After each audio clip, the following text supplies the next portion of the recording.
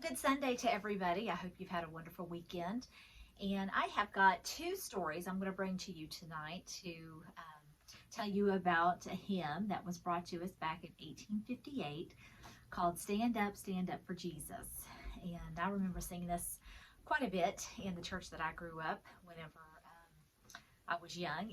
And it starts back when Dudley Ting, he was elected pastor to Philadelphia's Church of the Epiphany. And he was taking over for his dad, who had just retired. Well, it is around the year 1858, and what's going on? The issue of slavery. And so all was going well until Dudley began preaching against slavery. And then complaints arose so much that he had to retire just in 2 short years later than he had begun.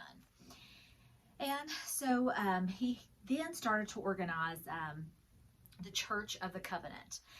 And he led Bible studies at the YMCA, and he would host large gatherings of crowds. And as he would look into their many faces, he would become overwhelmed. And this is his quote. He said, "I would rather this right arm be amputated at the trunk than that I should come short of my duty to you in delivering God's message." That's pretty powerful. And on that day, 1,000 were converted to Christ. And it would be 2 weeks later that Dudley was visiting the countryside in the home of one of his patrons. And he was watching a corn thrasher, do its work. And unfortunately, his hand got too close to it and it pulled his sleeve in. And it caused his arm to be ripped from his socket. And it would be just a couple days later, I think it was about 4 days later, he required a further amputation close to the shoulder, and he would bleed out and die. And as he was dying, he told his father, "Stand up for Jesus, Father, and tell my brethren of the ministry to stand up for Jesus." And so his dad wrote this poem that he would share at the funeral of his son. I think his son was only about 32 years old. It said, stand up for Jesus, ye soldiers of the cross. Lift high his royal banner, it must not suffer loss." And so then an editor of a hymnal would hear this poem, and he set it to music and included it in his hymnal.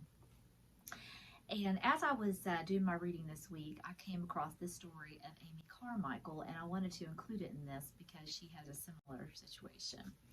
So some of you may be familiar with Amy Carmichael. She was a missionary.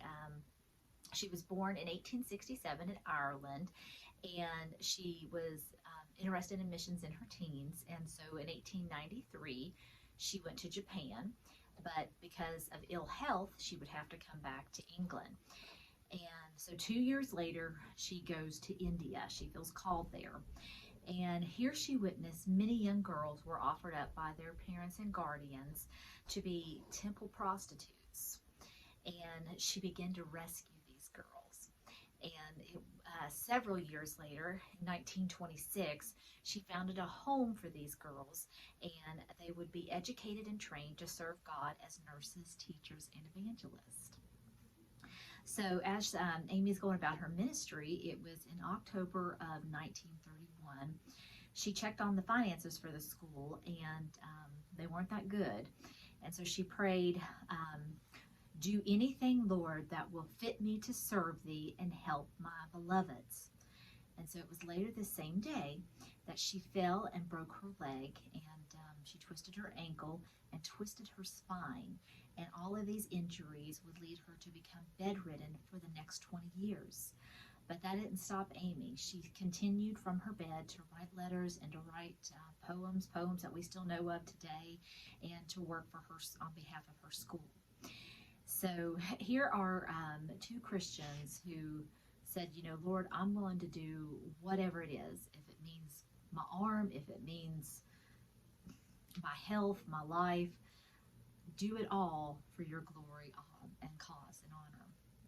And I just thought both of those stories went well together. And if that's an encouragement to anyone in your life or in your life that maybe you feel like, what use am I anymore to God?